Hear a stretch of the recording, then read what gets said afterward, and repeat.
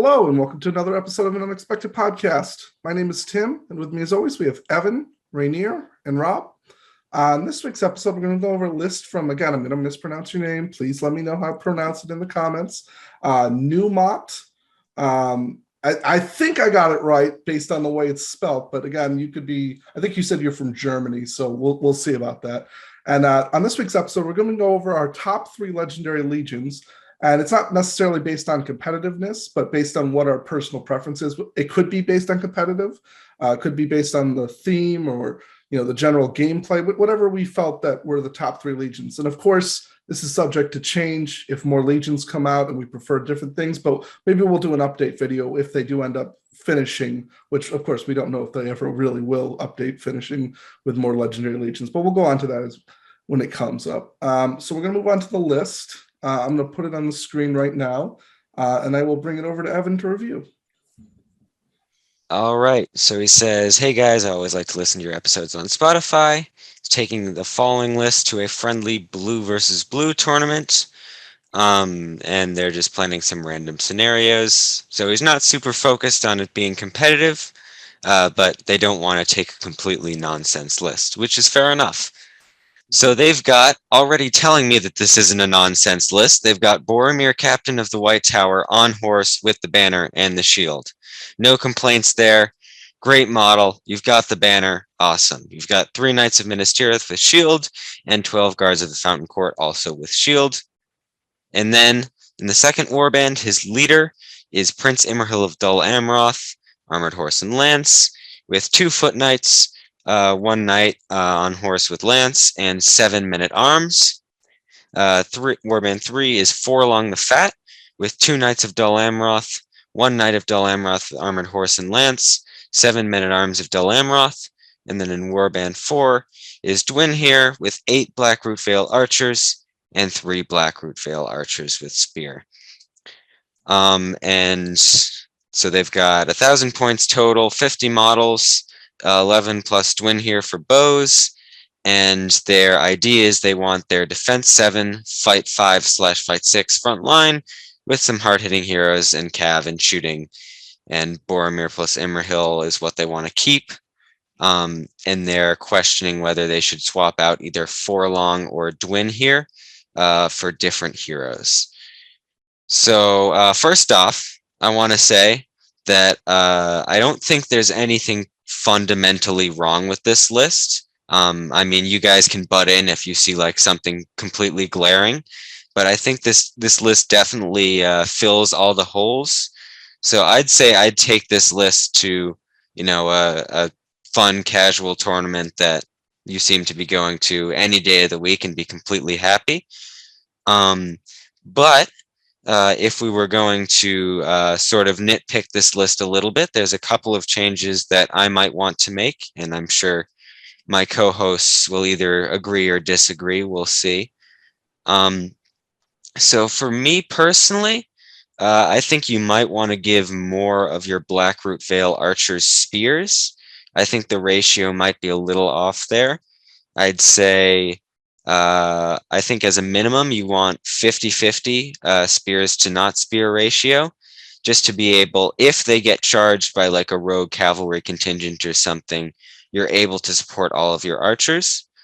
What other people like to do is they'll just go entirely spears and then use them as spear supports for other guys, but that's mainly up to you. So I'd recommend you've got, 11 archers. I'd say 5 or 6 of them with spears. Is better, and you can maybe drop a couple Knights of Dol Amroth down to men-at-arms to make that change. Other than that, dropping Forlong for a Captain Ahurin or Dwinhir for Madril are both good options. You have enough warband slots in Prince Imrahil's and Forlong's warband to be able to shift your Black Root Vale archers into their warbands and then take something like Madril. And you won't lose a ton for that, because keep in mind that while Dwinhir does give the reroll 1s to hit, any hero can use a might point to call a heroic shoot and still be able to give that bonus to all the Black Root Vale archers to wound. So if you feel like that list doesn't have enough speed, then you can definitely swap out Dwinhere for Madrill. I think Forlong is a pretty good choice. I don't think you need Hurin necessarily. Would be a nice add, but you've already got 2 heroic strikers, so it's fine there. But other than that, I'd say I really like the list. What do you guys think? I think it's a really well-made list, to be honest. I think it's really thought through with points and stuff. And you see that with like him bringing 3 Knights of Minas Tirith with Shield. I think that's a great move because those guys are actually pretty undercosted compared to the Knights of Dol Amroth. I see Forlong the Fat, which is also another like pretty discounted priced hero who can lead 15 and he's fight 5 with a lance basically. So yeah, I really like it, to be honest. I don't think I'd change much of anything. I like the double big threat because you're going to see a lot of magic at 1,000 points. So Boromir and Imrahil, they'll have to like shut down 2, which will be difficult. I like the inclusion of Dune here to like get that like nasty like volley off. Yeah, I wouldn't. I think again, it's just really well thought out. I do think Evan, why he doesn't have many spears on the Blackroot Vale archers are because there are so many men at arms and the Fountain Court Guard with shield who have spears. So it's like his whole army, besides what is that, 4 Knights of Dol Amroth, all have spears. So I wonder how he would, if he'd like throw those in the front line. I'm a really big fan of like distributing your archers in different war bands and suppressing fire. However, with the Blackroot Vale archers, I'm not. I think they should all be in like one war band and give that really nasty punch. So yeah, I like it. Yeah, I don't know if I'd change much of anything, to be honest, except maybe like bring in like, yeah, no, I don't know. For what he's doing, I don't think I'd change much. I'm curious who the leader is, though, if you guys would choose Prince Imrahil. It has to be Imrahil. It has Has to to be be Imrahil. Imrahil because he's legend. Oh, that makes sense. Yeah, perfect. Yeah, but yeah, I don't know. I Yeah, like it. I'm not gonna lie. I don't necessarily think this is an uncompetitive list, even in a competitive event, not just like a casual event, right? I think it's very interesting. If I'm reading it correctly, it's a blue versus blue, i.e., all good armies fighting each other, right? That's kind of what that means. I Um, don't think that's how that works. I think it's just like anything can fight anything. Okay. That would be an interesting tournament style, though. Yeah, I was gonna say that's something I've never really heard of, where you're always fighting good on good or evil on evil. But in any case, the only thing that I could see changing, and again, because this seems to be a much more casual event, I don't think it's necessary. I would probably personally drop Forlong for Hurin, because they kind of fill a very similar role as a hitter, and then move most of what was Forlong's warband up until Imrahil's warband and just fill it up with the men at arms. And then you could like work in maybe some more Fountain Guard for the front line, so you really got that D7 front line with the men at arms behind. But like, you don't have to do that, right? And especially if it's just a more casual tournament, Forlong is awesome. So that's more of like my preference when I'm playing these particular models together. And then it allows you to use Imrahil a little bit more recklessly, because sometimes, given how important he is to the list, being both the leader and the big banner and, a source of so many buffs, you tend to have to play him a little cautiously, but he's such a good hitter that when you have Hurin on the field with him, you can throw him in and let him kill a bunch of stuff and know that if things go really wrong, Hurin kind of saves you from losing those leader points, and then you still have Boromir with the banner as a backup and as another hitter. So it's a really nice kind of triangle of heroes, but it's like I said, that's more personal preference rather than something that I see as like a necessary change for the list. I think overall it seems very well designed, and I'm sure it's going to work, exactly as intended.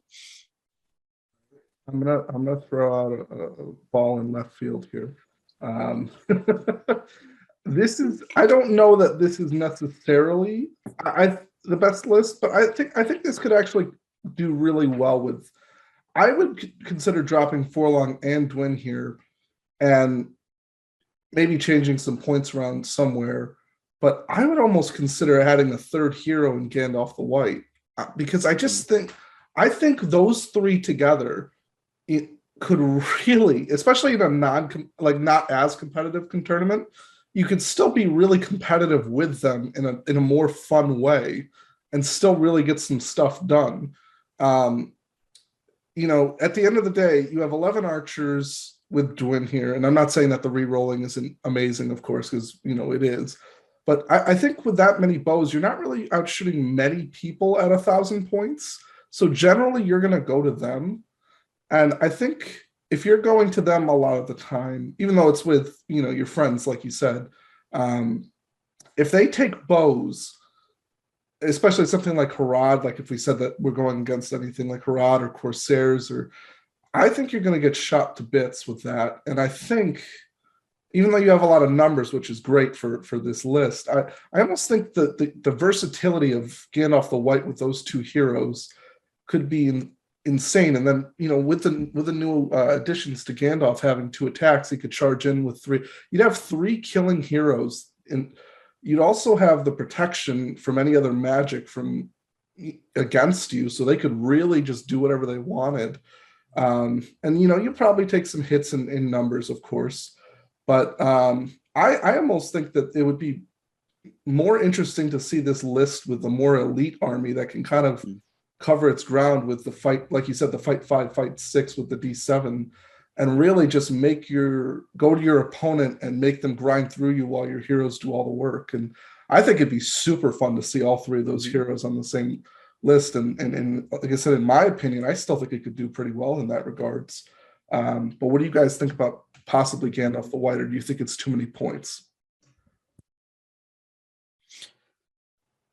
Well, I don't know about other people, but I think with the sort of goal this person has in mind, I think going to Gandalf the White would be straying a little too much from the original intention of the list. But I think if I were to take this to like a super competitive tournament and I wanted to make this list like perfectly balanced and I've got counterplay to all this stuff, Gandalf the White would definitely be a good option, and to go with a more elite list. I think we've sort of come to a consensus here that like this list is pretty great, especially taking it to the tournament that you're taking it to. You're going to do quite well with it. You're going to have a lot of fun playing with it. Mm-hmm. You can make the changes that we've suggested. You can throw in Gandalf if you like Gandalf. If you want Heroic March, you can throw in Madril instead of Dwin here. If you want to add some spirits to your archers, you can. If you want to throw in Hurin instead of Forlong, you can. You can make all of those changes, well, minus the Gandalf one, and they really won't change the overall structure of your list. And if you like the Gandalf idea better, you can go with that. But other than that, good luck at the tournament, and it looks like a solid list. Tell us how you did. Yeah, please let us know, how many rounds was it, or, how many people were there. I'm always interested to hear in the comments, how it went and what the situation was. Maybe tell us, you're saying it's random scenarios. Let us know what the scenarios were. Just, a quick overview if you'd like to. I'm always interested in reading it on that. But thank you for the list, Numat, and hopefully you do well at the tournament. We are going to go into the main topic for today, which is our top 3 legendary legions. So, like we said before, it's just going to be based on personal preference rather than competitiveness, because I think we could, for the most part, kind of come up with the same consensus if we were to do that. So I think it's more fun to hear different perspectives on why we like each one. So I'm going to bring it over to Rob first. If you want to go over it doesn't have to be in any particular order. If you want to put it in order, it's up to you. Yeah, sure. So my order is literally the order in which they came out, because I grabbed them on my bookshelf, and the books are ordered in the order they came out. But so my first legion that I like a heck of a lot, and is definitely in my top 5, and in this case my top 3, is Theodred's Guard from the Warren Rohan supplement. And this is the legion that represents basically the army that rallied around Theodred when he died, frankly, at the Battle of the Fords of Isen. And just this kind of like 1,000-foot overview of what it does. You've got Theodred in there, Elfhelm, Grimbold, and the entire army gets Storm Protector Theodred. They get the fight in ranks that allows them to use throwing spears as regular spears in combat, and the Riders of Theodred rule gives them the ability to essentially treat Theodred as Theoden for any rule that requires Theoden, right? Which in Rohan is the one where they get the +1 to fight on the charge. And so why do I like this Legion? I like it a heck of a lot. I like the theme. This has always been one of those things in the books that I always was fascinated by, was the battles of the Fords of Isen. I like Theodred as a character. Game-wise, I really like that this is the first time you can kind of play Rohan as a combined arms force, because traditionally, especially in previous editions, Rohan was always either like an all-foot horde or an all-cav army, right? Which makes sense because they're like the cavalry army. But this kind of threads the middle so beautifully and allows you to play your Rohan in a completely unique way, which is you've got a little bit of cavalry that are still very effective. You've got infantry that are still very effective. You've got a couple of heroes that hit really hard, but they're not like the top level heroes. So you get more of them. You get a decent amount of numbers. And it really, really kind of feels like you can play a combined force for Rohan, where you have a solid battle line and you've got a little bit of cavalry and you've got a good shooting contingent because you can take outriders on foot in here or on horse for that matter. You've got Theodred, who's out there, chopping stuff to bits. You've got a couple of like utility heroes, and it's just so much fun to play because I feel like the list has a little bit of an answer to everything. It's not so overtuned as to feel like you're playing on autopilot. Like, it still requires a lot of thought, especially with Theodred himself, because he's got that rule where he has to charge, and that can, put him into a bad position if you're really reckless with him. Ironically, I think the rule is called reckless, right?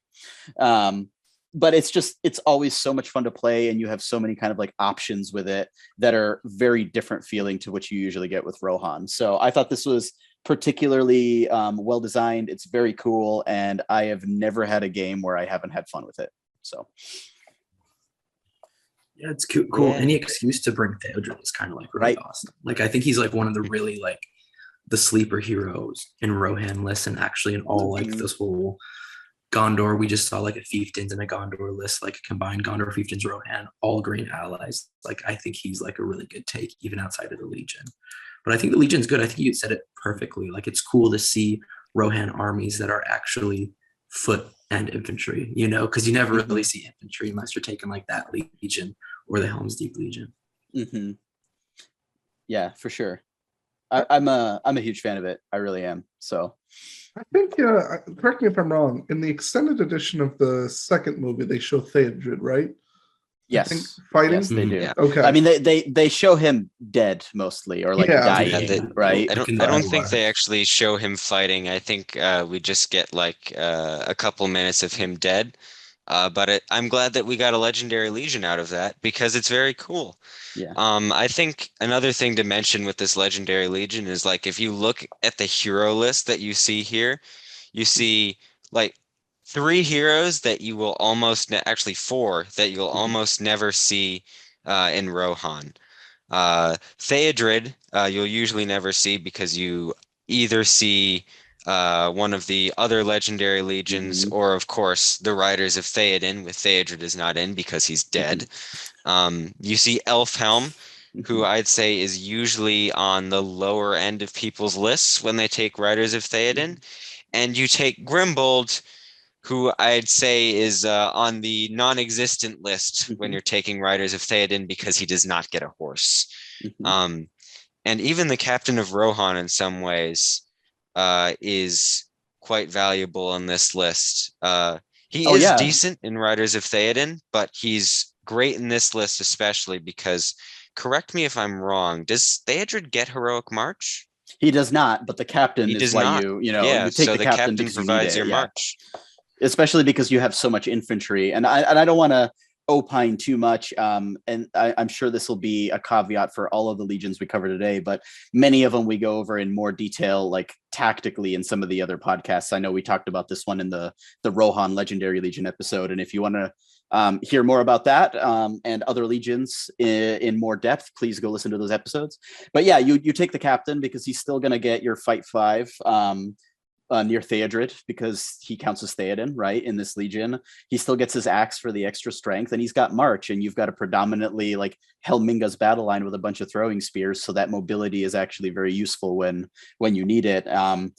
And you're right, like these are characters you generally don't see, and if you do, you see like one or the other. You never see them together, but in this legion, like you bring the whole band and they all work really well together. Like it all works together, and the fact that they get the essentially pan army bodyguard means that you're never going to play into that one terror army that's just going to screw you because you have a bunch of like Rohirrim infantry. So yeah, I always have a ton of fun with it. I think it's a bit of a sleeper hit.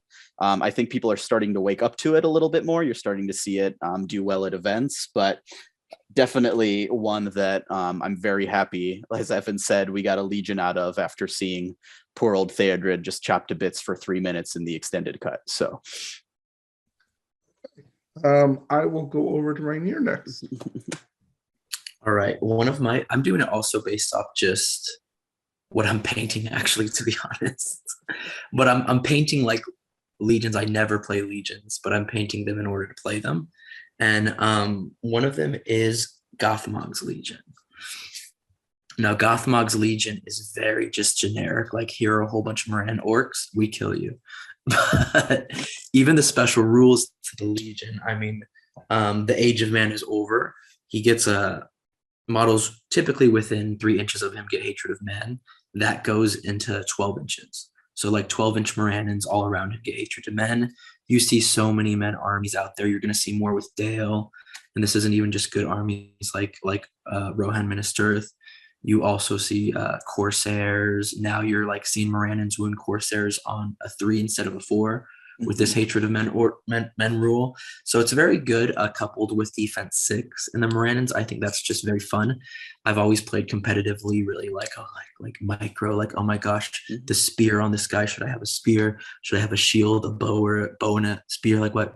Morannons just go have fun. So I feel like that's where I'm at like right now when it comes to like painting this army. I just want to go have fun with it and make it go kill stuff. But not just the time of the Age of Men is over. The time of the orc also, he can declare once per turn, basically like a hurrah, 12 inches without him. They all get +1 to wound. That now goes to battlefield wide, I believe, right? So like that's pretty cool rule. Just once per game, your Morannons can just punch through, and typically you'll have like equal to more numbers with Morannons when you're doing fights. So like you better like not lose that fight because the Morannons will kill you.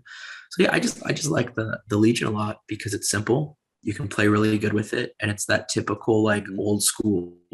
I have one general, and he gives me all the special rules, and he's like there on his warg, like go fight, boys. So yeah, that's one of mine top 3. Yeah, I love that Legion. I hate it because I play all man armies, and because of the super amazing starter set for the game having basically this Legion in it, you just had Gothmog, right?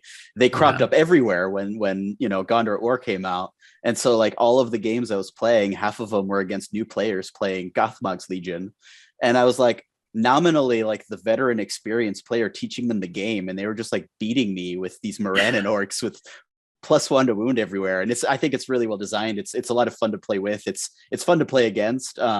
You mentioned something that literally never dawned on me, but we're going to see Easterlings everywhere now, and they're also men. And so Gothmog's Legion is going to be great to play into Easterlings as well. So, yeah, and even the list that we just reviewed, like a Fountain Court Guard with a shield that's defense 7, a Morannon with a pike, you can get like an axe for free. It was a strength 5 plus with the Gothmogs. You're wounding Fountain Court Guard on a 4. Yeah, like that's just that's crazy. That's insane. Yeah. Like, and that's not even like, actually 4. Because no, you get Hatred of Men too. Oh yeah, you are. Yeah, you're wounding them on 4s and re-rolling rolls as well. Like, and re-rolling, that's pretty crazy. And you like better like hope you get the fight. You win the fight with a good, because the fight for. But it is also like, I'm glad you mentioned the Easterlings. If this releases before the Easterlings, negate everything I said. Because like I'm sure like all of my favorite legions, or at least one or two, are going to come from the more in the north. Oh, I guarantee you at least one of mine will probably be from that book, because I just love the theme of that book in general. But you know, hopefully this will release before the book and we don't have to do an FAQ to our podcast. Yeah, you know what's funny? Gothmog, I have a love-hate relationship with him, because every time I want to take him, I go, but I'd rather have Shagrat. And so I want to take him so badly, but then I just go, but why would I take him if I get everything plus 2 extra fate for 30 points cheaper? Mhm. And so I get this love-hate relationship with him. I would love to include him in every single list, because I've always been that guy who likes to take the big bad guy. And even though that's Sauron, or the Witch King, that kind of foot troop that does the damage. I've always liked that model in each army. So for me, that's always been Gothmog for Mordor. So I always want to take him. But but then with this Legion, it's like you said, you get all those benefits, and I definitely like this Legion a lot. I have yet to take it, but I definitely plan on taking it eventually. Mm-hmm. Yeah, it's not like overpowered too. Like it's very just straightforward cookie cutter list that does pretty good. So yeah, who doesn't like to take a bunch of Morannons like that? Yeah, the amount that you get to take too. I mean, it's well, awesome. they're already so efficient as is, and in this Legion against the right targets, they're such can openers, right? Yeah. Like they're even better. So and those defense for Harad Corsair lists that you typically do see competitively, like linger at the top tables, just it's terrifying. Yeah. All right. We will go on to Evan's list next. All right. So I've talked about how I love the big chunky heroes that can kill entire armies by themselves. Mhm. And then there is no legendary legion that personifies this better than Helm's Guard. Mhm. So for army composition, you've got Helm Hammerhands and a bunch of other guys, but the main purpose is Helm Hammerhands, because that's really your army. And the most important special rule is obviously the King of Rohan, where Helm gets both Mighty Hero and free heroic combats every turn. And not only do you get that, but you also get the fight and rank special rules. So when you're taking just chaff warriors of Rohan, for example, today actually I took a 700-point list, and all I had was Helm, a couple of captains on horse, and then just a ton of warriors of Rohan with throwing spears. And I got up to 44 models, ran in with my fight 4 within 6 inches of Helm, which is great. Up to courage 4 with your war horn that Helm comes equipped with. And you just throw a whole bunch of throwing weapons at them, and then Helm goes in, he kills your opponent's entire army, and it's just a great time. So I think this is definitely maybe one of the highest, if not the highest, on my list of most fun legendary legions to play. And as we've seen recently at the Grand Tournament, where I think somebody came second with it, if I'm not mistaken, it can also do really well. It's the GW one. The Warhammer World GT. Yeah. So if you know what you're doing with Helm Hammerhand and you can use your throwing spear guy as well, this is the legendary legion for you. Mm-hmm. Yeah, it is. I think it's interesting that both you and Rob chose infantry as one of them. But that is the joy of actually playing a mixed Rohan army, is like you have the throwing spears, like Evan says, and you have all these special rules. I'm always reminded when someone brings Helm Hammerhand, it's like Boromir when he's like, they have a cave troll. Like your opponent's going to be like, Rohan, they have an Elendil. Like they have a Hammerhand. Yeah, they have a Hammerhand. Like just like destroying everything. I love the idea of the model too. Is gorgeous. I think the model from Forge World is probably one of the best they've done, and it's quite unique too. But yeah, it's really good. It's really fun. I wouldn't say it's like top competitive, because once people probably see it, they'll be like, okay, it's easy to counter just Helm and maybe take out like the infantry easier. But boy, that sucker does look fun, and I'm glad that you're having fun with it too. And the 700 points is a good nod because I think that's a really good point for all Rohan Legendary Legions, not just Helms, but also all of them, because it's like you can get the numbers and the different things and have that mighty hero where the opponent can't bring like 2 or 3 big heroes to counter it. So Yeah, man. Hard to argue with anything you said, Evan. Helm is a lot of fun.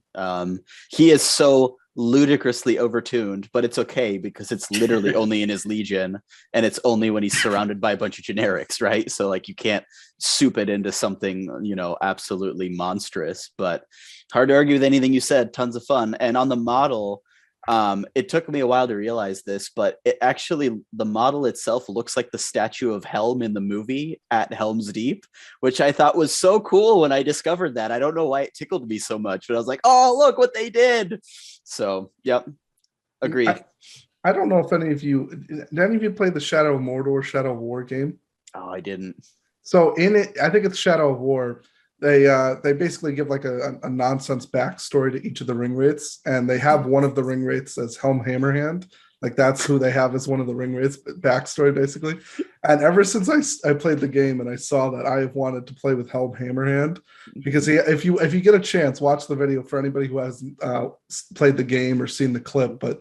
He just has this huge hammer and he just goes through people, and it's just the coolest thing. And I've always liked Rohan because I've always liked the idea of a shooting horse army. And so you add something like that into an army list, it just makes me want to play Rohan more and more and more and more. And they keep getting flushed out with new models and different ways to play them. That I almost want to buy a Rohan army just to play with all these different great heroes. By far, I definitely would love to play with Helm Hammerhand, and I think this would be a really fun Legion to do it with. Mm-hmm. I have yet to have his weapon shattered, but when I do, I'm gonna have so much fun with him running around, just punching orcs and killing stuff. It'll be great. He can bash with his hands, right? That's his hammer hand rule. Mm-hmm. That's amazing. Like literally, he just like punches you over. So good, so good. Evan, for jokes, if you ever take it to a tournament, you have to just do it for fun anyway. Even if you don't want to, just one turn, just bash, just because you can. Yeah, at the end of the game when nothing matters, just go, I'm gonna bash. And what is that show? Legends of Arcana on Netflix, where they have those giant like fists and they're just punching and stuff. Like you should model like that. God, I wish you could bash horses and just like have him come up and like punch a horse, like Arnold Schwarzenegger punches a camel in the Conan movie and just like knocks it over. Oh, that'd be great. All right, we'll move on to my. I'm gonna rank mine because I this is my third favorite one.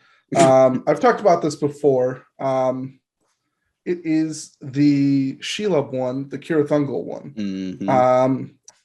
I love Shelob. I love taking giant monsters. I think it's so much fun to do that.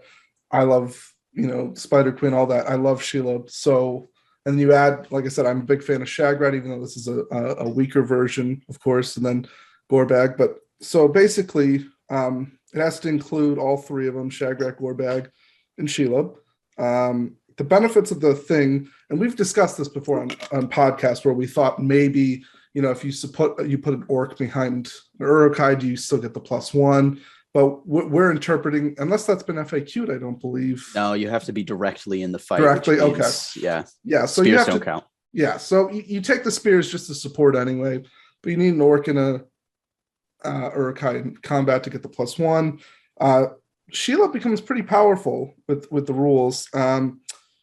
She adds 1 to her attack characteristics when she fights a man, an elf, a dwarf, or a hobbit. So it's definitely a lot of options there to give her an extra attack. And she has another rule where she can choose to kill and remove a friendly model within 1 inch of her at the beginning of the turn if she is not engaged. If she does so, she can re-roll any number of dice when making a dual roll. So, you charge in with what would be 3 attacks, right? So you can just re-roll all. I mean, that's not good to go against something that's fight 7 that's able to do that. I mean, she functionally has 6 attacks on that charge, right? Yeah. She's rolling up to 6 dice. Yeah. So Now, trust me, as someone who's absurd. used this legendary legion, you're still not going to roll a 6, and they're always just going to roll that flat 6 with 1 die. But the thought of having those 6 attacks is great. Yeah. And then the other one, which I think is really cool, I like these little rules like with Legolas and Gimli, where basically if one person has less kills than the other one, Shagrad and Gorbag, the other one can re-roll a d6 that has less attacks. I think that's a really cool little rule. And it could be either detrimental or amazing at the same time. So you could almost, if you wanted to get really tactical, you could make sure that Gorbag gets less attacks, so he gets 3 attacks and he gets to re-roll a d6 for free. Or if you wanted Shagrat to get a little bit more killing power, you could give it to him. And so, but I like the idea of they can kind of trade off here and there so they each get the benefit. So I'm really big fan of the Legion in general, and I definitely want to paint up my Shelob again and start taking this to a tournament. But I just can't convince myself to buy those Mordor Uruk-hai because it's a one-use thing where I'm never going to use them besides this legendary Legion. Yeah, I mean, if this podcast was called your favorite 3 evil legions, it would be on it for me too, because I agree with everything you said. Shelob is fun. I actually love Mordor Uruk-hai. They're one of those troops that I objectively know that I'll never take, but they look so cool. And they've always been one of those models that I've just thought was one of the coolest in the Mordor range. And so the fact that, when you build this Legion, you have such cheap heroes that you're ending up with like 50 plus models, and half of them are Mordor Uruk-hai, and that's somehow okay. And it's like, you don't feel hamstrung because you actually have kind of rules that make that feel a little bit better. It's super awesome. I agree with you. Yeah, I feel like this is like the perfect. I actually played it with Samir before the Legion came out at doubles for Nova. Mm-hmm. This would be the perfect list to play for doubles. With like your best yes. buddy. Because it's just like you're This the would orcs, be I'm the so Uruk-hai. fun. Let's roll a d6 to see who plays Shelob. And it's just a blast because you just like fall into the role. You're like working together. It's like, oh, you're like your Uruk-hai suck because they keep dying. You're like, well, your orcs are useless too, but like it's just so much fun. So, But your orcs can't win fights, and then you get into a rivalry about it. yeah, and then there's a special rule where you're killing stuff faster. You're like, actually, we can do this. Yeah. All right. Rob, if you want to go into your second list. Yeah, sure. So my second one is actually from the same book, Quest of the Ringbearer, and it is the Breaking of the Fellowship Legion. So that is the one that is essentially the Fellowship of the Ring, but after Moria, as they headed out of Lothlorien. Army composition is pretty simple. It's the Fellowship of the Ring, except you can't take Gandalf because, as Evan put it before, he's dead. And you can't take some of the like ancillary stuff that was in there, like Build the Pony or Smeagol and stuff like that. You have to take Aragorn. He's always your leader. They always deploy as a single warband. And then they have like a million special rules. So I'm not going to go over them in super in depth, but they've all got elven cloaks. Frodo can effectively cast blinding light on a 3+ every turn. Merry and Pippin get better in combat. Aragorn has a fun dagger. Legolas can reroll failed hits with shooting when he's within 3 inches of another model. Gimli has Galadriel's hair, which allows him 3 times per game to like sniff it, I don't know, and reroll his dual dice. Boromir has nothing special, but the big one, Blessing of Galadriel, gives the entire Legion Fortify Spirit just from the get-go. And they count as a banner while within 3 inches of each other, plus the regular rules that the Fellowship usually has about not breaking near Frodo. So I love everything about this because I feel like you're not going to have more fun playing an all hero list. And it really feels like the Fellowship is the Fellowship when you play this list, right? Like there's only like 4 models that really do anything, but those 4 models are too turbocharged. Like Magic's not taking them down. Everyone's got a banner everywhere. They've all got these like quirky little rules. the hobbits suck, but they're kind of like mobile banners for, the other members of the Fellowship. Or in the case of Legolas, he's got like a pet hobbit next to him, like encouraging him to shoot better, and keeping the hobbits alive, because the benefit of them being alive to the models that actually matter becomes its own like little thing that you have to keep track of. And it's just a ton of fun. And it also makes it feel like you're playing with the heroes of the story that you're supposed to be playing with, right? Where these models have the kind of impact on the game that they do in the narrative of the books. Because the regular Fellowship, it's fine, but it's not really cutting the mustard. Whereas in this one, you're doing like weird, like heroic slingshots, and Legolas is sniping people, and Gimli's high on elf hair, and it's just a blast to play. I don't know if it's particularly competitive. It also caps at 600 points, so you're not going to ever see it at higher point games or higher point tournaments anyway, unless you're just really going to go for it like an 800 pointer with your 600 point list. But it is deceptively powerful. So if you do bring it to like a 600 point tournament, you're not actually just going to get rolled over, as long as you kind of know what you're doing with it, because again, you have 8 models and 4 of them are hobbits. So, but yeah, I love that it makes the Fellowship feel like the Fellowship, and I just have a blast playing with it. And you have a zillion might to keep track of, and you can do a lot of cool things with it. And it's one of those that just makes me like happy to have in the game. So Yeah, it's one of those. It's like one of those unique lists where you actually feel like you can play battle companies at a tournament. yeah, Because it actually works. Not the most competitive, but it's really good in that sense. And then even at a 600 point tournament, you're going to see a lot of hordes. So you're literally just cutting through and shooting and destroying things. A hobbit's dying. You're like, no, and it's just very dramatic. It feels like a battle company's like every single game you play feels literally like Amon Hen, right? Where you're like swarmed and everyone's going and operating at an 11 because they know they're about to die, and it's very dynamic and fun. Yeah, cool. I actually, when I think about the Fellowship Legendary Legion, I'm gonna go ahead and say it. I don't really generally like playing the Fellowship, and it's just, maybe for me it's just a little too boring. But and this is going to kind of contradict itself. However, if I played this list, I don't think there could be a more fun list to play in the game personally for myself, because all I'd be thinking about is if this Hobbit gets a kill, I'm gonna throw my dice in the air and celebrate like it's. But I almost, I kind of think about it like this, right? So it's almost like your big hitters are like your offensive line, and the rest of they're trying to get to your quarterback, right? And so you're trying to hold them off until they get to your quarterback. So every time I think about it, I would just set them up in like a football formation on purpose. So like I think it'd be so funny to just have like an offensive line of like Aragorn, Boromir, Legolas, Gimli, and maybe like Frodo on one end, and then you just hide like Sam, Pippin, and someone's like the quarterback, and they just step back 2 feet every 2 inches every single time just to pretend like they're throwing the ball. That's amazing. I would totally play it like that. And then occasionally you run into like Lurtz's scouts or something, and they blitz you, and you have to like heroic combat to drop back and protect the passer. And Frodo's the quarterback. He steps back, and he's got Sam and Merry and Pippin to block against while he gets time to throw. And then Legolas is in the back as the safety, like ready to pick off anyone who gets through, right? Yes, I'm telling you. We're saying this like a joke, but this is exactly how they play. Like, it's true, when you right? see it, you've got your front guys, and then you've got the hobbits and Legolas behind, and that's exactly how they play. And what I love about this Legendary Legion is that, unlike a lot of other Legendary Legions, which are super point and click, they almost like simplify the game. Like you've got your super shooty legion, or this legion goes and they've got their bombs and they blow stuff up.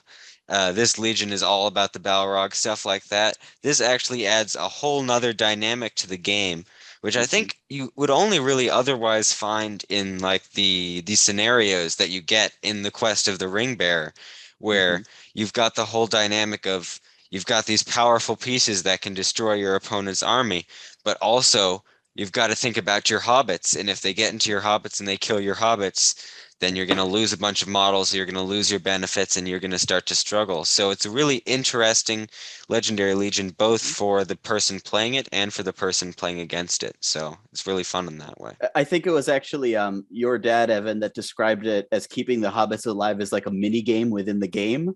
And I think that's exactly right? Because like you have to think about that both as the person playing against it and as the person playing with it. And it turns into a game within a game. So it is too, because it's like your goal is to keep the hobbits alive, and you know the opponent's first goal is to kill as many hobbits as possible, as quick as possible. I actually played against Matt at Shadow and East, Evan, when you played as the Fellowship that one year, and I played against him the day before the tournament, and you could just see how much fun he was having playing it. And Evan, I'm sure you had fun playing it as well, but obviously it was without the bonuses, but you gave yourself the bonuses with that as well. So I think this would be the most fun list to play at a tournament. I really do. I would probably have the most fun doing that. Rainier, if you want to go into your second. My second one is the Army of Dunland. So shocker. What Evil men, really? That's a weird one. Yeah. So my goal, of course, is to play all the evil men factions. I've won or placed with all of them besides Dunland because I've never taken them. So like they're there, you know what I mean? Like I painted it up and I'm ready to go. But yeah, I just like the idea that you just bring a whole horde of Dunland. It checks off one of my to-do lists. There's special rules. We talked about it in a previous episode. Or if you take the Legion, you get like your banners are increased to 6 inches. You get hatred to Rohan, which is really fun when you have all these other Rohan legions, and you're like, okay, I got my toys to play too. And then you have the Dunland War Cry, which Thryden like calls it in 12 inches. You get 1+ to wound, which is kind of cool. Actually, looking at all these legions, I'm like, oh, a lot of these armies actually have something like that, which brings it to the whole like traditional like war style. You have like your general calling and like affecting the battle. But yeah, I chose them solely because I haven't played them yet. I want to play them, and they look pretty cool. And it is a cool way to like kind of make a player take pure Dunland, because they don't really offer much in the sense of they're like fight 3, occasionally fight 4 for really expensive troops. But when you have all of the things happening, I think it's a really fun list to play. And yeah, that's why I chose it. Go ahead, Rob. I was just gonna say, and Dunland is just cool, right? Like the models are cool, the theme is cool. It looks great on the table. And I've played against it a couple times. It's out there now because it's been a while since War and Rohan has released, and I'll never forget a game. I was actually playing with Rohan against it, and that one turn that I should have literally lost my entire army because they have hatred Rohan, and he called the war cry. He lost every fight, every single one, and I just rolled through him, and we're both kind of looking at it like, what just happened, right? But I actually think that's an anomaly. Usually it doesn't go that way, but it'll always stick out in my mind. So I will never forget the Legion of Dunland. We talked about this on the Dunland episode. I think this is one of the most underrated legions in the game. I can't think of his name. That 3 attack, big like 75 point. Geralt. Yeah, I think that's it. He's super underrated as a hero. That guy can do so much damage quickly. Mm-hmm. And I think you combine, and I had the route of going with all the cheap Dunland warriors and just maximizing how many you would have. And if you get that horde style with them, in my opinion, with the heroes that they have, I think that can do a lot. And I'm not saying you would necessarily be like a favorite, like to win. I think you could be that list that upsets a lot of people because they A, don't play it very often, and B, they weren't expecting it to be as good as it is.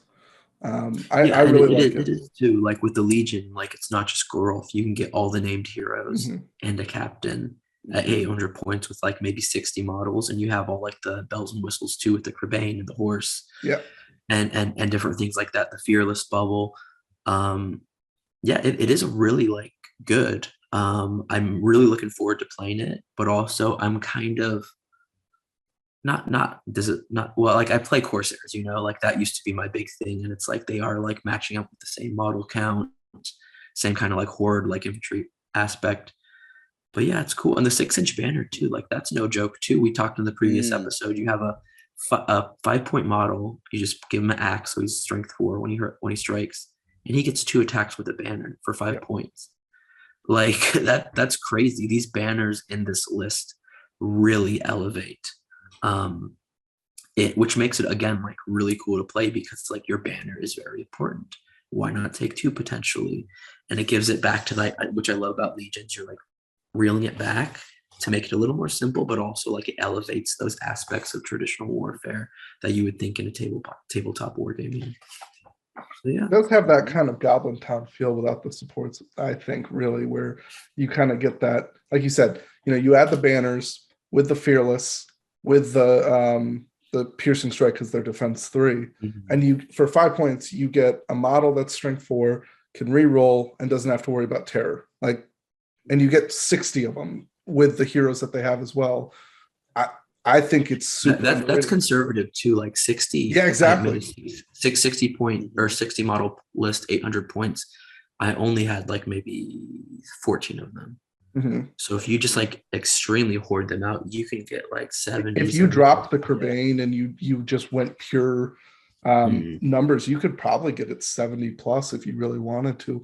But if you combine the Kerbane with it and then maybe add in a couple Hiscarls to support the heroes or whatnot, I think it could do really well at a tournament. And I'm not saying it's like the winner, but I truly believe this is an underrated list that people should consider.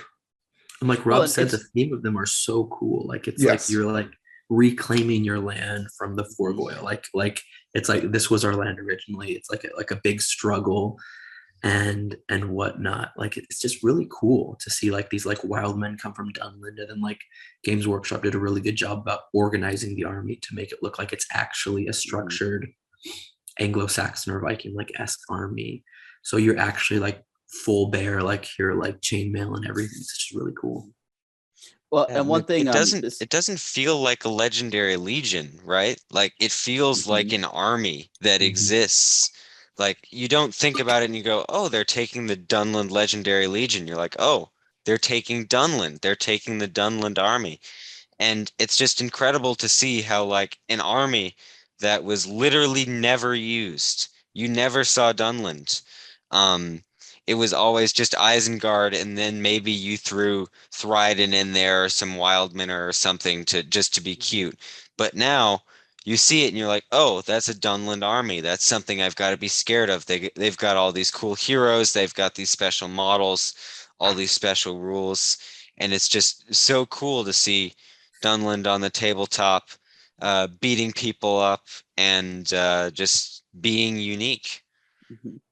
With like no spear support and like fight 3, like that's pretty cool to like just see that. And like we're talking about the strength 4 like basic Wildmen, but even the other ones are like strength 4 base. They can go up to strength 5. Like the Morannons, they can kill a Fountain Court guard on a 5. You know what I mean? Like that's pretty good. Like why not try? Yeah. Well, and one thing I like about the design of Dunland, and this is actually also true of the Gothmog Legion, is that there is a very specific thing it's built to be super good against, but it's also just generically good against everything else. So it's not like if you don't run into that one thing it's built to be super good against, like there's no point in taking it, right? Like between the 6-inch banners and the Warcry, like just playing Dunland in general is very competitive and bonus if you run into Rohan, as opposed to like, oh, if I don't play Rohan, I'm really going to suffer kind of thing. Okay. Evan, your second list? All right. So I guess in a similar vein to my last pick being Helm's Guard, this time I'm going to take the evil version of Helm's Guard, which is Pits of Dol Guldur. And basically this is substituting Helm out for Azog. And I think what they've done with this list in many ways is revolutionary, because they've added a whole like new priority system with the surprise attack special rule, and just what it does to your opponent's mind when they're playing against you is like, because every person is just like, okay, I can set this up, maybe my heroes are a little out of position, but then I've got my heroic moves. If they're playing against me, they've got to have their heroes in exactly the right spot to call heroic moves. And with Pits of Dol Guldur, you can just say, oh, your heroes are out of position. I'm going to move all of my models first. There's nothing you can do about it. Mhm. And Azog is going to just destroy your heroes because he's got 6 might and free heroic combats, and you can't even cast spells on me because my entire army has resistance to magic. And it's just a great conglomeration of a bunch of very cool and unique special rules that really aren't strictly better than something like an Azog's Legion list because you've got less variety, you don't have Master of Battle, stuff like that. But they have an incredible niche, and it's a lot of fun to just take Azog and just go to town with your 6 might and your free heroic combats.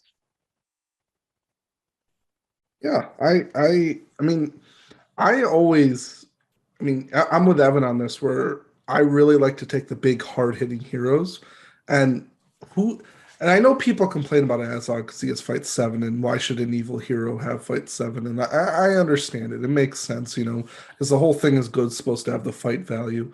But I think anybody who really likes to play evil really appreciates Azog because he's that guy that every evil person wants to have on their battlefield as their general.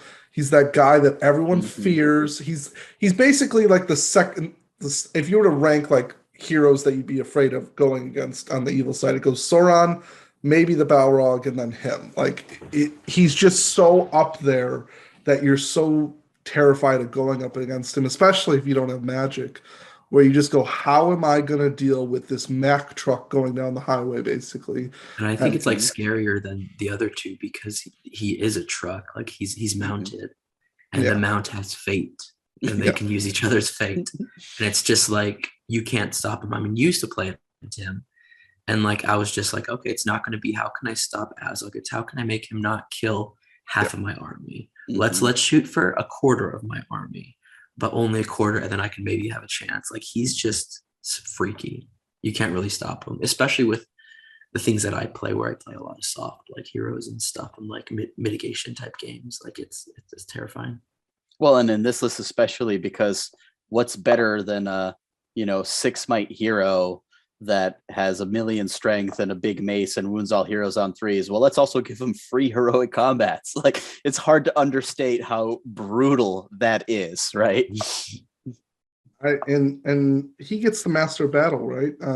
Or is that with the Does other? not.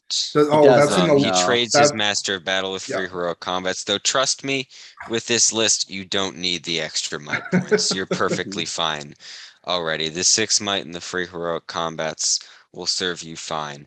And I think part of the reason why I've just picked 2 legendary legions with a similar function being you've got some cheap troops, some basic heroes that are fun to use, and then you've got this massive hero that'll crush everything.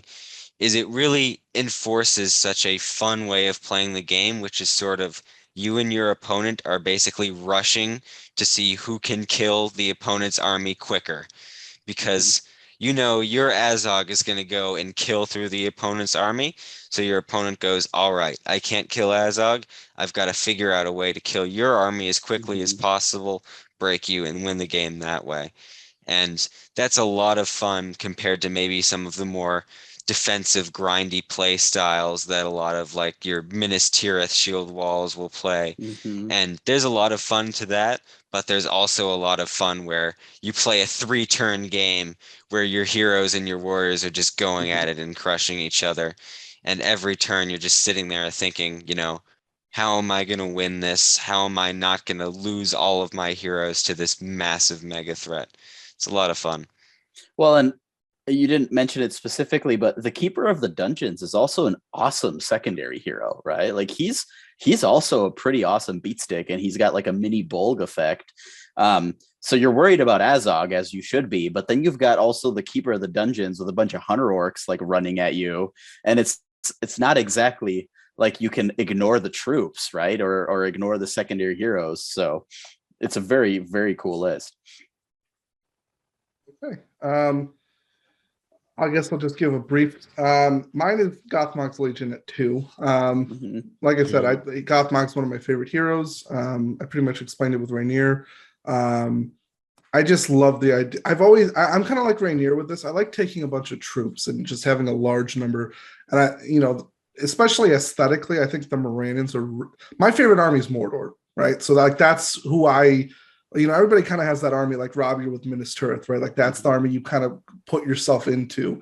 And so for me, it's Mordor. And so when I look aesthetically at the Moranians, I think they look awesome.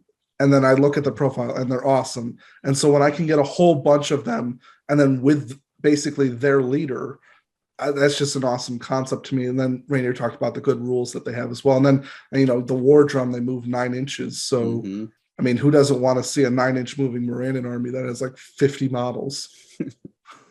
All right. Rob, if you want to go into your last one. Yeah. So my last one is actually one of the newer ones from the Fall of the Necromancer. It's the Rangers of Mirkwood Legendary Legion. Bit of something different for me, but so I guess I have to kind of give background because this is maybe more of a sentimental pick than a game pick. But my kind of second army that I played after Minas Tirith, especially when The Hobbit came out, was always what's now called the Halls of Thranduil, right? And I just when the Hobbit movies came out, whatever you think about them, like I just loved the Mirkwood elves. I loved the scenes with the Rangers. They're running through and like slicing and dicing and surfboarding spiders and just being awesome, badass, menacing elves, right? And I just really loved everything about that. I thought Tauriel was a super cool character, dwarf love triangle aside, just when she was out there chopping up orcs, I thought she was super cool. And so when the models came out, this was for a while kind of my primary army, and I love the models. The Mirkwood Ranger sculpts at the time when they came out, given what we were coming from with the Lord of the Rings Wood Elves, for example, they were dynamic and crisp and just out of this world. But no matter what, they just never really felt that good. So, when you'd play casually, you'd have a lot of fun with your friends throwing your Mirkwood Rangers around. But then like they'd run into a Fellwarg and get eaten, and then they'd run into a Hunter Orc and they'd get like chop sueyed, and they just never really felt like the Rangers of the movies. They were always overcosted. They had the theoretical potential, but like they just didn't ever feel that way.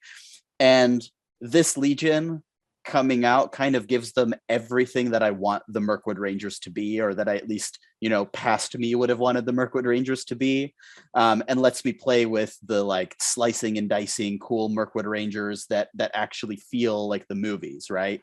So you're getting Tauriel, you're getting Legolas, who's getting Knife Fighter in this Legion, which is really cool because Legolas can also fight instead of just always be the guy who shoots. And then they're getting a bunch of extra rules, some of which are very situational, like Hatred Spider, and a basically like a 6-up fate roll near forests, which is neat, but very table dependent. But the big ones that they get are that they get protection in Maelstrom scenarios, because they essentially get the +or-1 to come in where they need, which really feels like where they come out of the forests exactly where they need to ambush you. And then in addition to the Knife Fighter that they have that lets them get extra attacks, they can choose to shield. And they're if they're not shielding, they're essentially always auto fainting. So now it really feels like when you throw these Mirkwood Rangers in, they're either genuinely slicing and dicing, or if you're running into those situations where they're like getting tanked by a single Hunter Orc or like a Fellwarg, you can shield, and it doesn't feel so bad that you're always losing the fight with one attack, and then your D3 elf is getting eaten, and it's kind of made playing Mirkwood Rangers fun again. I know that because it's just another all shooting army, it's not necessarily always as much fun for the opponent, but if you're playing it kind of with the intent of this is meant to be a Mirkwood Ranger army that can actually fight, and so usually in more casual settings where there's nothing on the line and you're just looking to have a good time, I just have such a good feeling when you throw your Mirkwood Rangers in and they do what Mirkwood Rangers do in the movies, as opposed to just feeling like you threw a plastic model at an opponent and it bounced off the table and died, right? And so in terms of transforming a profile and a model that I loved, but was really disappointing every time I put it onto the table, into something that I actually find exciting to play again. This is my third spot, though the third spot was pretty crowded with a couple other contenders. But at the end of the day, for nostalgia alone, I came back to this one. So I have always wanted to play this because I don't know. I just, you know what it is? I really like the idea of like, this can sound a little cheesy, but I don't mean it to be in like a gaming way. I just want to shoot 40 bows in a turn, right? Like I want to just shoot 40 bows in a turn. And I think it'd be so fun to just have a bunch of elves who have a 3+ shoot on a strength 3 bow, just patoo, patoo, patoo. And then they fight individually with their knives and before this was, at least when it first came out, everybody thought it was going to be super broken because, like, why wouldn't you think that 40 bows coming at your face wouldn't be broken, right?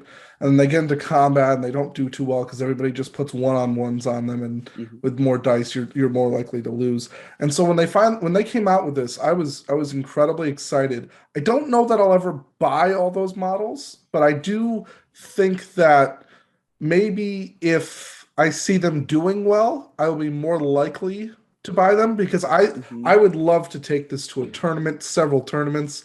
I think this would be that army I would take for fun and just really have a good time with it. And I love Tariel's profile, Legolas's profile, all that kind of stuff. I mean, who doesn't want to take those? They have great mid-tier profiles. I mean, it allows you to take more of them. Who doesn't want to take as many of those guys as possible?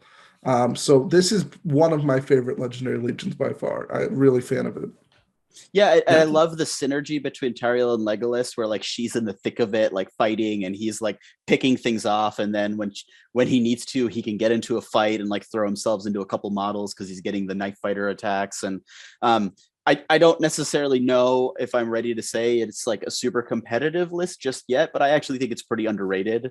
And I think once you start seeing it being put on the table by, really competent players, it's going to do better than people expect, just because, like you said, you're getting 30+ elf bows at 700 points. Like, you can't ignore that, right?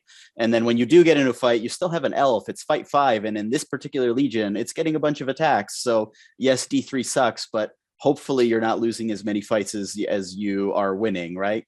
So I think it's got more legs than I think a lot of people give it credit, but I definitely chose it more for kind of I love this profile and I loved this army in the before times, and this makes me feel excited to play it, like you said, Tim.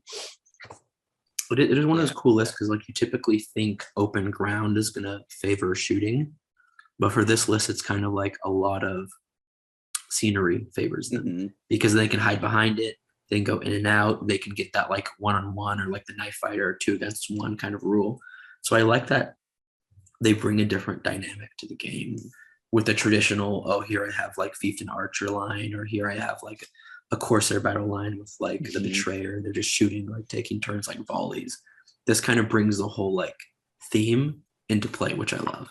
Yeah, it's a very like hit and run like you see in the movies, right? Where they're hugging terrain and they're shooting and then ducking back and then ganging up, and yeah. This is what people wanted the Rangers of Ithilien to be when they made them. This is Rangers of Ithilien 2.0 friendly edition. They're playing exactly the way you wanted them to play. They're doing their shooting, they're ducking out between different pieces of scenery instead of just lining up at the back of the board and volley firing and killing half of the opponent's army. You've got these cool themey heroes that are doing awesome things. And when they get into combat, they're not just like a shield wall that just cuts through the remainder of guys. They're sort of skirmishing and fighting and picking stuff off and shooting all the way through. And I think they're obviously not going to work very well at higher points, but at lower points, they can definitely maybe not do super well, but I think they can see some success. And if you know what you're doing, you can do well with them. And even better, unlike the Rangers of Ithilien, you get to still keep your friends while playing them. Yes, big bonus. Underrated. I really, the one, and this is kind of a personal preference, and I don't know that it might break the list if you did this, but I really wanted them to for this Legendary Legion, because you know how they have the Elven Cloak. I want it to go back to the old rule for the Elven Cloak, where if they're hidden behind anything, they can't be seen. So I think it would have been really cool to have like a front line that can be seen, the back line can't, and they can just go behind anything and keep. I would have loved that rule so much in this Legendary Legion. I think that might have been a missed opportunity. We can go back to the old tree cone strategy, Yes. where you've got one tree, you put one behind the tree, and then you put two behind that one, and then you put three behind that, and then you put four behind that, and you've just got like 50 guys in this cone stretching out from one tree, and they're all invisible. You can't see me. Yep. Amazing. The Roman wedge, but behind a tree. Exactly. I mean, that's just me. I think it would have been a cool rule, but I understand why they didn't do it. Rainier, if you want to go on to your last one. All right, this one is hands down my absolute favorite Legion in the game. And we'll see with like new Eastern Legions or whatever, I might change my mind. But yeah, this one is my absolute favorite, and it is the Defenders of the Shire. Oh, yes. Yeah. So one word, shenanigans. This list makes so many shenanigans happen in the game. And I actually painted this army here in Korea to play it. And I feel like, well, let me go over like the special rules. So of course you have like the Shire. You're gonna have big numbers. You have to make Mary your hero, which you typically do. And you have fear fire foes. From the book, basically everybody gets the woodland special rule, because like in the book they were running all around and like fear fire foes, and like they're just like a militia in the 1700s basically. And then laying in wait, you get to use 8 traps if you bring the Legion, and that's 8 plus 8 because you have a different hero that actually can also bring 8. So you typically have a list of like 120 hobbits with 16 traps, and it's just pure shenanigans, like totally chaotic, like all these like little guys running around. It's like someone was watching Willy Wonka and the Oompa Loompas came on, but they were like on crystal meth, and just all these things have, and it's just like, what is actually happening here? So that's what I like. An ambush special rule, they get to make one of their war bands that's not one of the named heroes, like the big Sam, Frodo, Merry, or Pippin, and they can basically ambush like Goblin Town. With their mercenaries, bring them on a board edge, bring them like 1 inch away from like a building or something like that, trees, and that again just brings more shenanigans into it. So my idea is to have Merry, Pippin, skip Frodo and Sam because they're too expensive. By too expensive, they're like 20 extra points, but I'd rather have like more dudes, and bring like 120 to 130 models with all these crazy different things, and all of them can throw stones too. So you have like all those special traps, just delaying heroes. If you need to delay a hero, here's a warband of 12 hobbits. You can kill them, like have fun. But I also have like 7 more warbands. So it's crazy. It's just so much fun. And I feel it's not quite my original play style, because I used to play Corsairs and Harad. You got that kind of elite horde with shooting. Then I shifted into Easterlings and Khan, Evil Men theme or whatever, and they have like a really like hard hitting fast in the movement phase. I played Mahood too, and it's the same thing.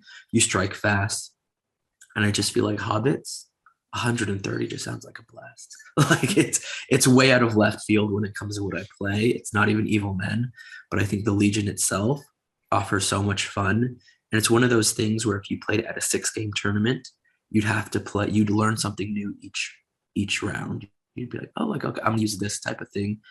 And for me, I could probably play like 25 tournament games and still have fun with them and learn something new. So that's kind of why like I chose them. And it's an amazing paint project, because you're not doing the uniform, okay, here's Gondorian soldiers. It's like, oh, here's like whatever. This guy's gonna have like a purple, like he's gonna look like the special, like whatever. It's just really cool. Yeah, I the Shire is always one of those. I know this might be Devin's favorite, because I know he used to really like playing as hobbits. I I share that same enthusiasm with you, Rainier. I just want to see 130 models on the table. It might be a nightmare for my opponent or for me. With like 16 traps too, so it's just like it's everywhere. Oh, those traps too. They're so annoying. I don't know. You know what I love? I love this concept, right? You get them all in a line, right, across the entire width of the board, and then like you do like a hypothetical. Ready? They pick up a stone. Aim. Fire! Going back to like the 1700s militia, right? Like all in a line. Or like, remember the scene in Helm's Deep where like Théoden's telling them to get their bow, or Haldir is telling the elves to get their bows ready, and then they like get ready to pull, and then they fight. Just do that with rocks. Yeah, it's crazy. And you have like what I like it too, you have 2 or 3 heroes with heroic accuracy. I think it's Paladin or Pippin, Paladin, the old Paladin, and I think the guy skipping a rock. But you have 2 or 3 heroic accuracies too. So it's like just like that, like, oh, I'm gonna heroic accuracy 86 of these hobbits at you. Like just all going for one. You'll kill stuff. I mean, really, you could if you let's take that into a scenario. Let's say, I don't know, a big hero like Aragorn is able to be heroic accuracy, right? And let's say you could affect, I don't know, let's say 50 of them. I don't know that that's possible, but let's say 50 of them could fire and get in range of Aragorn, and you accuracy. You would probably do at least 3 wounds, maybe kill him. And for you to have 1 point of might to kill someone who has 3 plus unlimited, that is unbelievable from a small little rock to, but then again, when you have 80 rocks thrown at you all at once, that's going to do a lot of damage. That's the thing too, because it's like we're talking rocks, 120 model army, which is very doable, to be honest. I made the list. That's 40 bows. I was just about to say that's 40 bows. That's 40 bows with rogue accuracy. Yeah. So like that hit on 3s. You can shoot. Yeah, hit on 3s. Of course, I'm so happy about this, to be honest, with the new edition. They downgraded it still has the accuracy, but they downgraded the strength and downgraded the distance to it, which is amazing because they were like stupid back in the day. Mm-hmm. But yeah, that's 40. You have 3 heroic accuracies distributed. Your heroic accuracy and 40 bows into an Aragorn, let's say, plus all the ones in the front line, potentially heroic accuracy and stones. It's just crazy. It's shenanigans, basically. Mm-hmm. And then you have all those other traps all laid around and stuff. You're delaying battle formations. They're coming to you in just distributed and whatnot. It's, oh gosh, it looks like so much fun, to be honest. When I think of that, Rainier, I think of, and this is a kind of weird reference, but I think about that part in Mulan where all of them are charging up that hill with the mountain, and then out of nowhere they just see the avalanche come, and they turn around and go, oh! Yeah, and that's the joy of it too. You can have that ambushing warband too. So it's like I would use an ambushing warband with rogue accuracy because you can't shoot into combat with good, but you just throw a warband with bows in the back ranks of the enemy, and then there's like 13 other hobbits like shooting bows at you with heroic accuracy as everything's just happening. I think, yeah, like Devin plays it, and he used to play it with wizards, and I did see it at Articon, the Legion, with, I think it was I don't want to offend, but I think he was from the Norwegian group, but he didn't do the best. But looking at his table as you pass by, you're just like, what the hell? Because you would have like 16 like things just surrounding like an objective, not because you can't have it too close, but like strategically placed and stuff, like a big minefield. And I think a really competitive player who would play it consistently could do really well with this Legion, especially with all the new scenarios. So Devin and I actually played it at Articon in the doubles, where the opponents were running the Legendary Legion, and we were running, I was running Elisar with some Fountain Court Guard, and he was running the King of the Dead with some Ghosts. So like the disparity between our minuscule army and their massive army of hobbits, right? It was a spectacle. And it was also one of the most fun games I've ever played because it was literally like the unkillable D7, D8, like tiny little swarm of models and this like Speaking of unkillable mega beautiful. hero. And then like 800,000 worthless little guys with rocks and bows, but there's 800 of them, right? And it was such like a cat and mouse. And then the traps were going off everywhere, and ghosts were somehow getting like falling into pits and staying there. And like it was some of the most fun I've had playing SBG. To your point, like it was shenanigans, complete shenanigans, Rainier, and I loved it.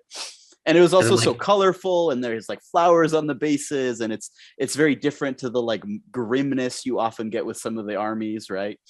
Exactly. And like at like especially American events, I'm thinking Nova. All the boards are these wonderful, cool, like themed places where it's like each board kind of like you have to play to the scenery. You know what I mean? Mm-hmm. So something like with the hobbits, it's just like, oh, here's a desert field. And then you place your army on the field and you're like, wait, half of it's covered in flowers. What's going on? Yeah. you know, like I've seen them playing it or Harad, like inspired. Oh, it's like dark and grimy and stuff. And then it's like 2 turns into the game. You're like, what the heck? There's literally a character with flower pots, right? Like flowers are actually part of the army. It's amazing. And every time you play that's against the joy of it too, because the Legion, you have all of these different like things. You have a mayor, you have like all these, and it's like each game you're gonna play, and I feel like get the most out of it when it comes to entertainment. Mm-hmm. Would to bring this Legion, because every single game just would be a blast.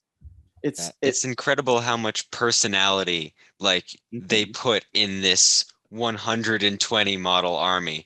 Like if you go to a tournament and you see a horde army, you're usually like, oh, it's a horde army. I'm gonna play against the same model spammed over and over again. Oh, look, they've got all Mordor orcs. Oh boy, they've got 300 goblins. I'm just gonna chew through these guys. They're all painted the same. And then you go up against the Shire, and they've got traps sitting all over the place. They've got flowers for some reason that give them buffs. They've got all these weird heroes that buff all of their warriors. They're like every single warrior is painted differently. You know, this guy's got a tie-dye shirt. This guy's got a purple shirt. You know, he's holding a stone. This guy is throwing mugs at people, stuff like that. Like there's so many different things that this army can do. And even when you play against 14 bajillion of these guys, you're never bored because there are so many things going on at once. And it's just such a fun experience for both sides of the table. Yeah. And there's something therapeutic about playing against hordes like this in Goblin Town when you just kill a mass of people each turn. Even if you lose, like I've lost against Goblin Town, I'm like, I still killed 80 of your guys. This was the most fun I've had in my entire life.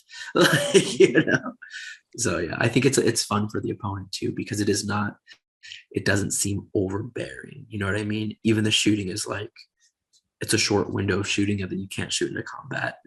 And you wind up trapping your own dudes and stuff. So I don't think it's one of those legions that's like so overbearing that your opponent's going to hate it. It's just going to be tedious. And for an experienced player to use all those small special rules to just like shenanigans up the game. Amazing. The joy of taking 20 models off the table, putting them to the side and going, yep, I'm okay. I've got 80 more guys and they're going to throw their throwing weapons and they're going to win. It's great. Yeah. Here, you know that experience, right? With Corsairs. Yeah. All right, Evan, your final list. All right. So I'll start this rant with a little story of we've got little baby 13, 14-year-old Evan, who you know, everybody's got their favorite list, but it's completely unviable. Mine was all foot Rohan. I used to take that all the time. Never took it to a tournament because it was utter trash, but I would take it to friendly games, lose all my friendly games, be very sad about the fact that I lost, but I would still enjoy taking my bajillion throwing spears and doing damage. Fast forward, and we get news that a Defenders of Helm's Deep Legendary Legion will be coming out. And I think I posted something on Facebook, and I regret posting this now because I think I said, if this Legendary Legion ends up being good, I will use them and only them for the rest of time. And unfortunately, this Legendary Legion ended up being good. Luckily for me, I will not be using them for the rest of time, but I definitely should be using them more because the Defenders of Helm's Deep, I think, is the definitive way to use not only Foot Rohan, but to just plonk a super themey and fun army on the table and just do really well with it. Because there are so many different ways you can run this list. Like people will run Aragorn. Sometimes they'll forgo Aragorn entirely and just take models like Legolas and Gimli. Some people will take Haldir. There's a King's Huntsman in there if you want to go really crazy. I've seen people take a list with no elves. I don't know what they're doing there, but I mean, it worked. You can really do whatever you want with this Legendary Legion. And there's so many heroes, so many different options. You have the longest range bows of any faction in 30 inches, which just adds a whole new dynamic to the game. For example, if you're playing against something like Corsairs or maybe a Blinding Light list, sure, on paper they might outshoot you, but if you can get far back enough that you're in 30 inches and they're out of 24, you can get some preliminary damage in there and get that advantage in early. And obviously, this is where they introduced the fight and rank special rule with all the Rohirrim with throwing spears now actually having a purpose, being able to not only throw their spears, but spear support as well. And it's such a fun list to use, so many different options to do. And you can use all of your favorite heroes like Aragorn and Legolas and Gimli. It's very cool. I think we went into detail. Your dad went over it a lot in our Rohan Legendary Legion discussion. And it is just back to what you said in one of your other previous ones and Rob did. Foot Rohan can just be a blast to play. And like all the different synergies don't really seem like they be overbearing, but they can be quite overbearing for your opponent. So it's a really cool take. And just the idea that Helm's Deep in the movie was, I think, one of the coolest battle scenes ever fought when you see Siege like in a fantasy movie. It's really cool. And like to see that play out on the field is amazing. Yeah, it's so iconic just to say, like, you know, if you drop down your Riders of Theoden on a board, anyone who sees that will go, yeah, that's Lord of the Rings. And I think it's similar with this as well. They'll look down, they'll see Aragorn, they'll see Legolas, they'll see Gimli, they'll see all the other defenders at Helm's Deep, the elves and men working side by side, and they'll go, yeah, that's Lord of the Rings. And it's great to be able to wield such an unusual army, but an army that's also so effective and so eye-catching. I have always wanted to take all Foot Rohan before. So, you know, I know that obviously they've had the problems in the past because, of course, you couldn't support them. But now with a 30-inch bow, and like you said, the throwing weapons being able to support, and then as well, they are throwing weapons. And then also, as you said, you know, Aragorn, Gimli, Legolas. I mean, I don't really know that there's a downside to this list, to be honest with you. Like, I would take this list and be both excited and interested to see how it does competitively and all these little things that, you know, I agree with you. I could take this list 8 tournaments, 9 tournaments in a row. I don't think I'd get bored with it because I think it'd be fun to take the big heroes with a bunch of foot troops of Rohan. And, you know, it's a challenge, just like Harad or something where it has lower defense. And you've got to get over that and find a way to deal with it. Yeah, I think everything that all of you have said is right. And you could take it to 9 tournaments and play a different version of it all 9 times and still have a great time and do well. I completely agree. Foot Rohan in general, there's just something about it that I love. But for me, Foot Helmingas specifically were the draw, which is why I went with the Theodred's Guard over this one personally. But like, that could have gone either way for me very easily, because I agree with literally everything you said about this list. It has all the iconic pieces, because of the fact that you can bring the elves in there and the Royal Guard and, all the different heroes. You have these splashes of color. It's very Lord of the Rings. You can do some really cool like fortress basing with it to make it really look like they're fighting on the walls of Helm's Deep.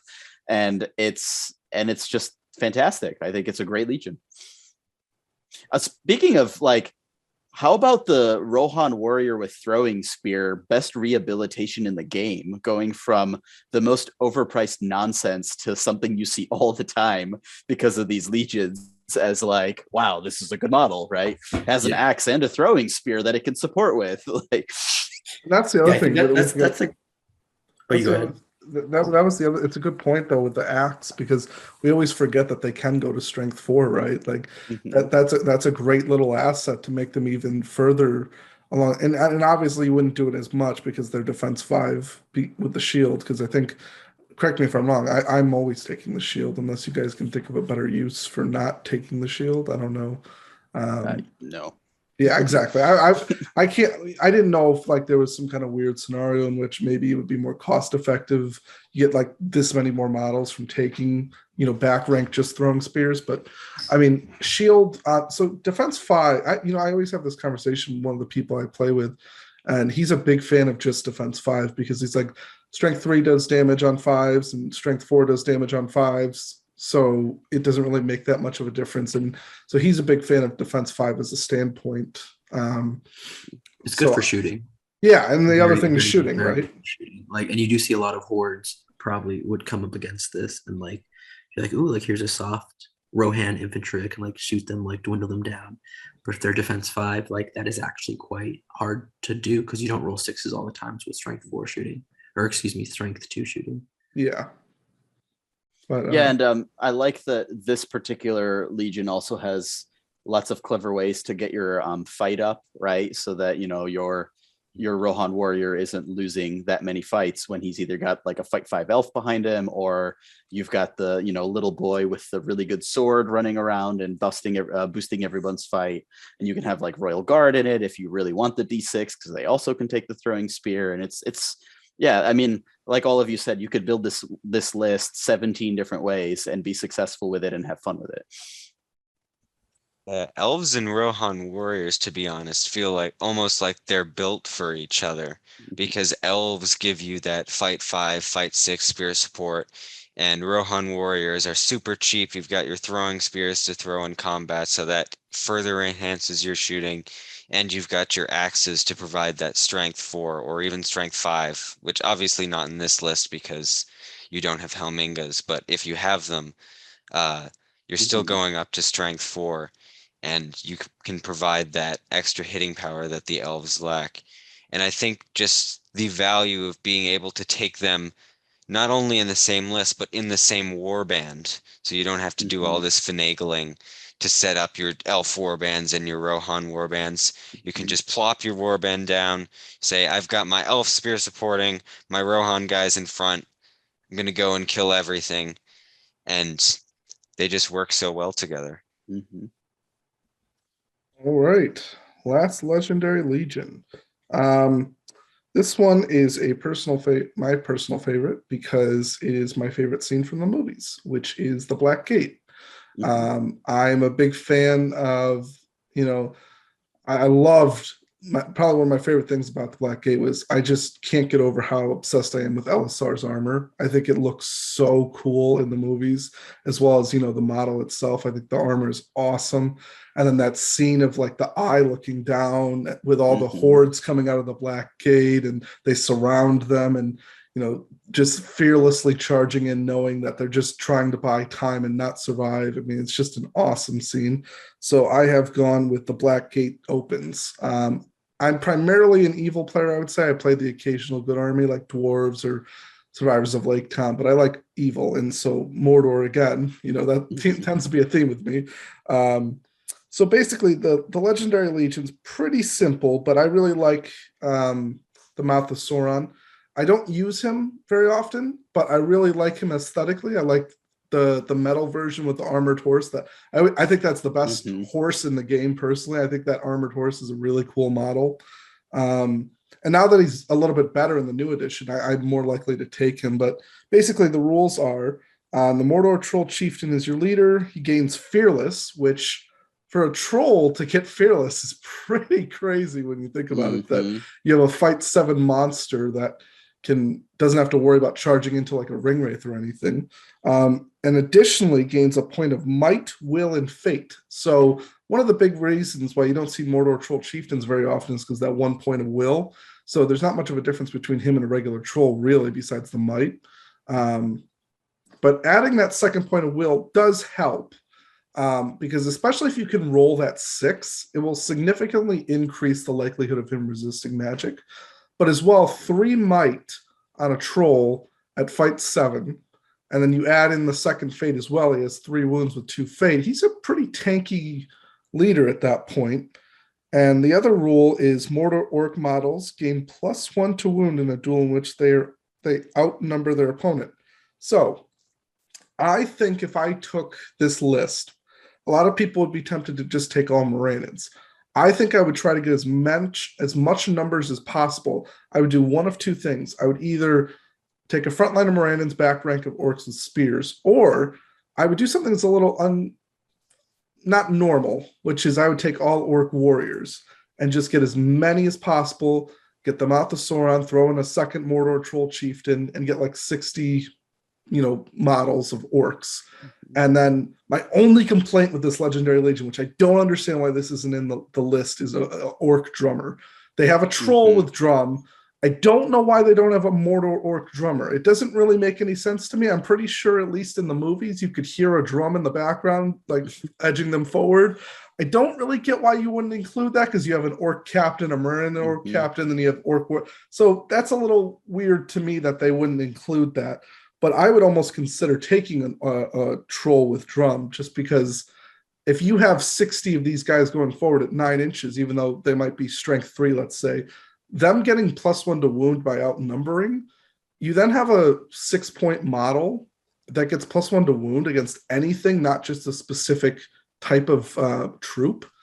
And so you get +1 to wound army with 60 of them. And then you get, 2 troll chieftains, a troll drummer, and then a little bit of magic from the Mouth of Sauron. And you probably add some cheap captains in there for marches as well. So, you could theoretically move 12 inches a turn with the marches and then do some damage with the trolls. But what are you guys' thoughts on that? Yeah, it's good. It's a cool iconic list. And I do like the idea of the Mouth of Sauron. I think he is such a sleeper. With all he does with his magic and his fight 5 mounted is actually really good to kill troops.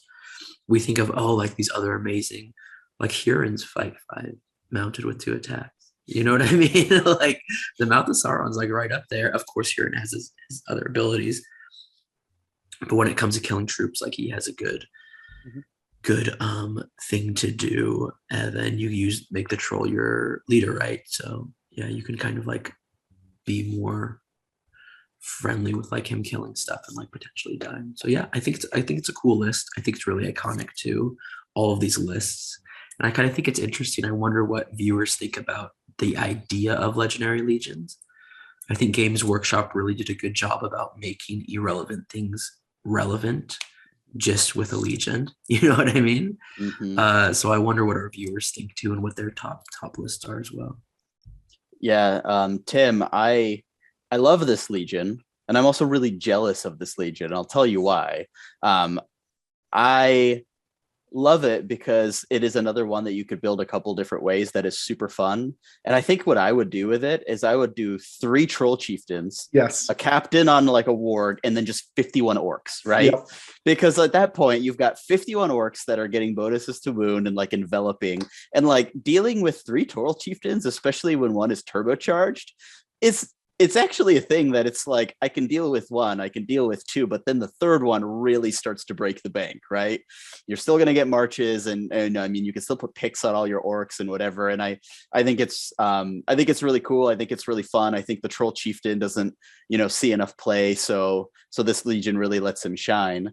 I'm jealous of this Legion because it's good. And I'm jealous of it because one of my favorite scenes in the movies is also the Black Gate. And what I really want to be in my top 3 favorite legions is Men of the West, which is like the good guy mirror of this. Except Men of the West is so bad and so disappointing that, like, even though I love everything about it visually, like, I can't bring myself to put it on a top anything list. Whereas this, being the evil mirror of it, is actually super cool and fun and thematic and also good. So I'm pretty jealous of it. And I think it's a good choice, especially if you like Mordor. I couldn't agree more with the statement of, if they made Men of the West better, I would take that so much. I would take that army so much if they made that legendary. I would play legion. It all the time because Aragorn, love it. Yes. Legolas and Gimli with him, love it. Mixing Minas Tirith and like Rohan in a battle line looks cool. Éomer, love it. But like, and the frustrating thing is we could do an entire episode on how to fix Men of the West, so I'm not going to go into it. But like, you could fix that legion with an FAQ if you wanted to, right? Like, you can tweak little things that make it more compelling than it is. But yeah, so I'm a bit jealous of your awesome Mordor Blackgate, legion. It could be the perfect legendary legion if it was just actually good. Because you know how we were talking about, it's so great to have variety. You can do so many things with Men of the West. You can go Rohan focused. You've got all these different heroes. You can take Gandalf. You can not take Gandalf. It's so iconic. Like, what's more iconic than the Black Gate? Maybe the Charge of the Rohirrim. Maybe. And maybe Helm's Deep, both of which have great legions. Maybe. Yeah. Make it a trifecta. Make them all great. Make both sides great. And then that's going to make people flock to that legendary legion. It'll certainly sell models. And it'll just be incredible to see, everybody's childhood just on the table. And it would also be a worthy opponent to the Blackgate Legion. So those games would feel super thematic, right? But again, I feel like we're veering into talking about Men of the West rather than your choice. So if viewers want to hear, more about our thoughts on Men of the West, and we all probably have many, let us know and we could do an episode on that. But Blackgate.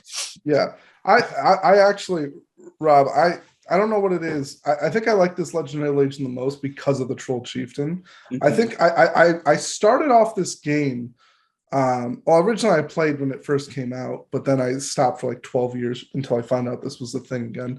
And one of the first things I would always take was the Troll Chieftain, because who doesn't want to see a giant troll slashing through stuff with its cool pose like this, right? It's got its sword. And I would love to take 3 of them with the Mouth of Sauron, and then, like you said, like 50 orcs. Like that would be so much fun.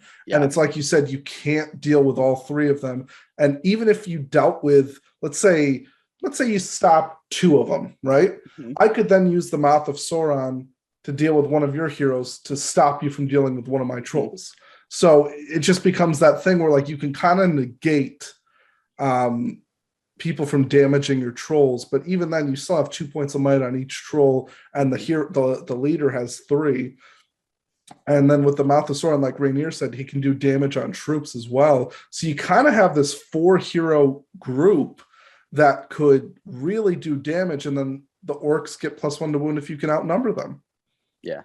And when you have 3 of them too, like, good guy heroes can only be in so many places to counter them, right? So you put one on one end, one on the other end, and one in the middle, and they're like, well, I have to choose to go somewhere. But there's always going to be a Troll Chieftain somewhere messing me up and throwing through my lines. And I agree, I love the model, but one of my secret wishes is actually that as they continue to pump out the upgraded plastic series, I would love for the Blackgate Troll Chieftain to be a plastic model like Treebeard was, where he's, big and like just like reflects what he looked like in the movie. And I think people would totally buy like what is effectively a named character, which is the Blackgate Troll Chieftain, right?